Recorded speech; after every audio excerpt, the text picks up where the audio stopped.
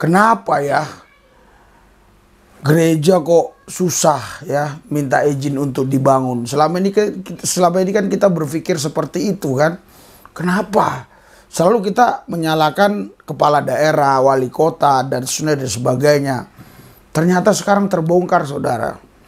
Terbongkar. Saudara mau tahu siapa yang melarang dan apa yang dikatakan oleh orang ini? Coba kita saksikan, ini dia.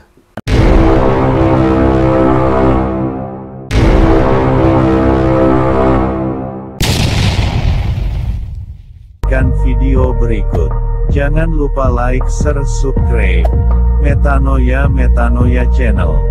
Bagaimana dalam agama Islam seorang muslim karena jabatannya dia memberi izin berdirinya rumah ibadah seperti kelenteng, gereja, dia dapat dosa jariah, mengalir terus. Man sanna fil islami sunnatan hasanatan, siapa yang berbuat baik falahu ajruha, dia dapat pahalanya. Man sanna fil islami sunnatan sayyi'atan, siapa yang membuat yang tak baik falahu wizruha, dia dapat dosanya.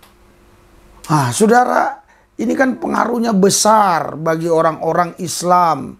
Kenapa? Karena yang bicara ini dianggap ulama, yang bicara ini dianggap ustadz besar, yang bicara ini dianggap adalah penceramah yang cerdas, kondang, punya gelar sampai doktor, bahkan mungkin sudah profesor ya.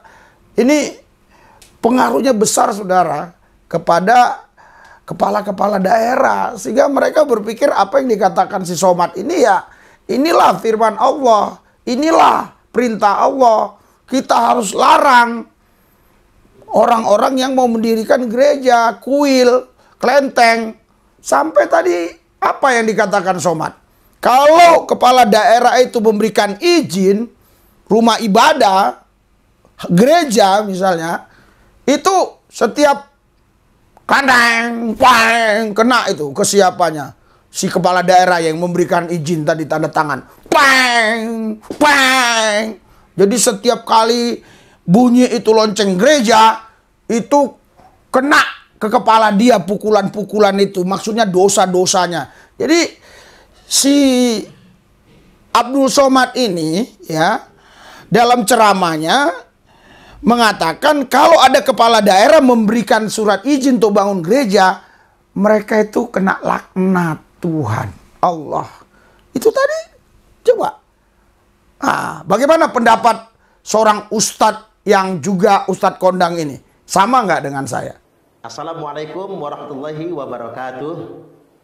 Sedang ramai diperbincangkan potongan ceramah Ustadz Kondang, Ustadz Abdul Somad, yang menganjurkan agar kepala daerah tidak mengizinkan pendirian rumah ibadah agama lain. Tersebut di sana misalnya gereja, kelenteng, dan lain-lainnya. Ini luar biasa, jadi lucu sekali. Sekaligus ini juga contoh bentuk intoleransi.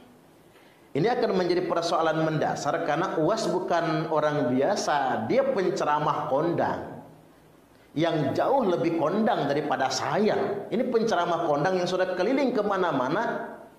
Kok bisa-bisanya dia berkata yang sedemikian rupa dan mencerminkan intoleransi. Saya berharap beliau minta maaflah sebagai pertanggungjawaban terhadap apa yang telah disampaikan. Sampai di sini juga kita semua jadi sadar bahwasanya ternyata UAS memang bukan ulama. Dia bukan orang yang faqih. UAS adalah penceramah, sama dengan penceramah-penceramah yang lainnya. Mengapa saya katakan dia bukan ulama, dia bukan orang yang faqih? Cara dia berhukum pun salah sebetulnya. Dia mengutip hadis, man sanna fil islami sunnatan hasanah. Hadis ini sama sekali bukan dalil hukum. Sekali lagi, dalam kaidah usul fikih ada ilatnya. Ilat hukum dari hadis ini sama sekali bukan dalil yang menganjurkan agar kita tidak memberikan izin umat beragama lain untuk mendirikan rumah ibadah. Sama sekali tidak ada kaitannya. Loh kok bisa-bisanya orang selevel UAS memfatwakan sedemikian rupa? Dan ini akan menjadi semacam simbol intoleransi tentunya. Makanya kita punya kewajiban moral untuk mengingatkan agar yang sedemikian rupa tidak menyebar dan tidak dianggap sebagai ajaran Islam. Baik, saya kembali dulu ke hadis yang dikutip oleh UAS yang sengaja didalil-dalilkan. Ini bahaya loh, mendalil-dalilkan sembarangan itu. Semau-maunya melekatkan hadis kepada hukum tertentu. Ini bahaya sebetulnya. Terkait dengan hadis ini sebetulnya ada asbabul wurudnya. Sababul wurudnya apa? Sababul wurud hadis ini adalah terkait dengan ada orang yang sangat fakir, miskin sekali. Dia kelaparan, hidupnya kesusahan. Maka lantas kemudian Nabi mengingatkan para sahabat, adakah yang mau bersedekah untuk membantu orang ini? Maka ada seorang yang membawa hartanya, satu ikat yang dia susah membawanya saking banyaknya untuk disedekahkan. Melihat satu orang menjadi pelopor mensedekahkan hartanya buat orang fakir ini, yang lain jadi semangat karena terpelopori. Maka mereka pun ikut nyumbang, sehingganya sumbangan berbentuk gunungan banyak sekali. Nah, Nabi sangat gembira menyaksikan para sahabat membantu fakir miskin tersebut. Dan ada satu pelopornya.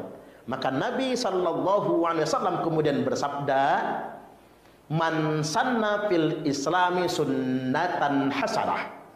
Barang siapa yang mempelopori, menjadi pendahulu di dalam Islam ini sunnatan hasanah, pendahulu perbuatan yang baik, perbuatan yang hasanah, karena lahu ajruha, maka ia dipastikan mendapatkan pahala dari amalnya, dari kepeloporannya, wa ajru man amila biha ba'dah, dan dia juga dapat tambahan dari pahala orang-orang yang ikut serta menyertai perbuatan baiknya tersebut. Saudara Bapak Ibu sekalian, marilah kita sama berdoa ya, supaya Ustadz Somad ini berubah. Dan juga kita berdoa bagi Indonesia supaya saling menghargai, saling menghormati. Dan juga kepala-kepala daerah, jangan ada kepala daerah itu kepala daerah yang hanya membela satu agama. Jadi kepala daerah itu tidak ada gubernur untuk Islam, gubernur untuk Kristen, bupati untuk Islam, bupati untuk Kristen, nggak ada. Mereka gubernur untuk rakyat Indonesia, bupati untuk rakyat Indonesia, presiden untuk rakyat Indonesia, polisi untuk rakyat Indonesia, juga TNI untuk rakyat Indonesia. Jadi stoplah yang seperti ini ya. Saya setuju dengan saran Pak Ustadz tadi, Pak Ustadz Abdul Somad, minta maaf lah. Itu saran si Ustadz tadi ya, bukan saran saya. Mari kita berdoa. Lihat pelayanan kami nih ya, pelayanan yang luar biasa yang diberkati Tuhan. Halo Bapak Ibu saudara-saudari yang dikasih Yesus, tim Metanoia sekarang sedang membungkus makanan, yaitu nasi dan lauk-lauknya serta sayurnya. Untuk apa ini? Ya, sebelum saya sampaikan untuk apa, saya ceritakan dulu. Kemarin kurang lebih jam 2 sore lah, saya ditelepon oleh seorang yang saya nggak kenal. Setelah saya bincang-bincang, ternyata orang itu dulu anak jalanan yang kita layani, tapi puji Tuhan sekarang tidak tinggal di jalanan lagi. Dia sudah punya pekerjaan dan sudah mendapat suami yang baik, sehingga dia tidak di jalanan lagi. Tapi dia masih sering ke jalanan untuk membagikan nasi. Namun karena memang keuangan dia terbatas, dia hanya bisa kasih 10 bungkus, kadang 5 bungkus, padahal di sana kurang lebih 100 orang. Dan saudara kita ini meminta supaya hari ini, tepatnya hari Rabu, tanggal berapa ini? Tanggal 27 bulan Januari ya, 2021. Saya langsung respon. Kami runding dan istri beserta tim mempersiapkan makanan. Istri beli 10 ekor ayam ya, terus dimasak dan sekarang sedang dibungkusi ya, nggak lama lagi, mungkin beberapa jam lagi kita akan berangkat ke lokasi. Saudara, di coronavirus ini saya berharap kepada semua kita, bangsa Indonesia, tidak terkecuali, jangan pandang agama. Dan yang kami layani ini pun tidak hanya satu agama Kristen, tidak, berbagai macam agama. Jadi kita layani mereka dan kita kasih mereka sebagaimana Yesus mengasihi mereka. Semua orang-orang yang percaya Yesus, saya minta, saya mohon kalian terbeban kepada orang-orang yang sedang mengalami penderitaan, khususnya mereka-mereka yang sudah tidak makan karena dampaknya corona. Tuhan Yesus, aku memberkati semua mereka yang sudah subscribe, yang belum subscribe, Tuhan berkati.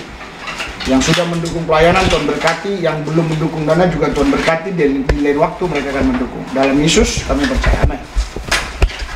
Salam Bapak Ibu, saudara-saudari yang saya kasih dalam Yesus Kristus, yang dikasih Yesus. Salam. Waduh, kurang semangat nih. Salam. Saudara, jadi kehadiran kami ke sini karena kami mengasihi saudara, ya. Dan juga sebenarnya ada kronologis ceritanya. Kemarin saya ditelepon Ibu Silsilia, ya. Saya juga heran, ibu ini siapa gitu. Saya tanya, ibu siapa? Saya dulu yang pernah tinggal di jalanan, tapi sekarang saya sudah nikah, saya sudah ngontrak, suami saya sudah bekerja. Namun saya masih sering ke anak jalanan, katanya, melihat mereka. Jadi mereka rindu sama Bapak. Oh gitu. Jadi bisa dikumpulkan mereka. Bisa katanya. Kira-kira berapa orang? 80 orang gitu. Jadi segeralah saya bentuk tim. Kami beli ayam 10 ekor, beli macam-macam, semua macam-macam, kita masak. Ya. Jadi nanti kalau makan ya pasti kenyang lah. Kalau dibeli di warung Padang nggak kenyang soalnya. Dikit-dikit gitu ya. Jadi sebelum kita menyantap makanan, kita terlebih dahulu makanan rohani. Kenapa Yesus katakan, aku datang memberikan hidup dan hidup yang berkelimpahan? Karena saudara, hidup ini pasti melewati kematian. Tapi kalau kita hidup di dalam Yesus, kita tidak melewati kematian. Karena roh kita kekal. Kita akan kembali kepada Bapa di surga selama-lamanya. Berikan sorak-sorai buat Yesus, Tuhan kita yang dasar luar biasa. Haleluya. Jadi istilahnya pulang kampung. Yohanes 14 ayat 1, Yesus bilang, di rumah Bapakku banyak tempat tinggal, aku sudah menyediakan bagi kalian. Kalau aku sudah selesai menyediakan, aku akan datang kembali dan aku akan menjemput kalian supaya di mana aku berada, di situ kalian berada. Jadi Yesus sudah menjanjikan seperti itu. Sekalipun Anda sekarang masih ada di kolong-kolong jembatan atau Anda masih ada di jalan-jalanan, asal Anda tetap hidup di dalam Yesus, Anda punya keselamatan yang pasti. Haleluya. Berikan sorak-sorai buat Tuhan kita. Anda punya keselamatan yang pasti. Yesus berkata begini, saudara, akulah jalan kebenaran dan hidup, Yohanes 14 ayat 6. Tidak ada seorang pun yang sampai kepada sorga kalau tidak melalui aku. Jadi Yesus bukan salah satu jalan, Yesus satu-satunya jalan. Jadi pesan saya buat semua saudara, siapapun saudara, jangan tinggalkan Yesus. Karena saya mengalaminya. Karena dulu saya nggak percaya Yesus. Saya dulu menyangkal Yesus, saya dulu menghina Yesus, tapi saya dijumpai Yesus. Sekarang saya menjadi pengikut Yesus, dan saya menyembah Yesus, memuji Yesus, dan saya menjadi pemberita Injil sampai kemana-mana. Berikan sorak-sorai bagi Yesus kita, haleluya. Jadi saudara, tidak ada jalan lain. Yesus bukan salah satu jalan, dia satu-satunya jalan. Di luar Yesus tidak ada jalan. Yang ada hanyalah jalan buntu, haleluya. Tapi dalam Yesus ada jalan keluar. Kisah 4 ayat 12, Alkitab mengatakan tidak ada nama lain di kolong langit ini yang bisa menyelamatkan. Hanya ada satu nama, nama Yesus. Tuhan Yesus, saya berdoa hadirat urapan kuasa-Mu bekerja. Biarlah Indonesia ini dipenuhi oleh orang-orang yang membawa damai, penceramah-penceramah yang tidak mengadu domba, penceramah-penceramah yang membawa damai, pengkhotbah-pengkhotbah yang membawa damai, tidak saling menyerang mengadu domba, tapi memberitakan kebenaran, memberitakan keimanannya sesuai dengan akidahnya. Tuhan Yesus jamah. Karena kami selain beragama, kami juga punya yang namanya warga negara Indonesia. Karena pemerintah itu juga adalah ditetapkan Tuhan untuk mengatur segala pergerakan-pergerakan kami di bumi ini. Terima kasih Tuhan, di dalam nama Yesus kami berdoa mengucap syukur, haleluya, amin.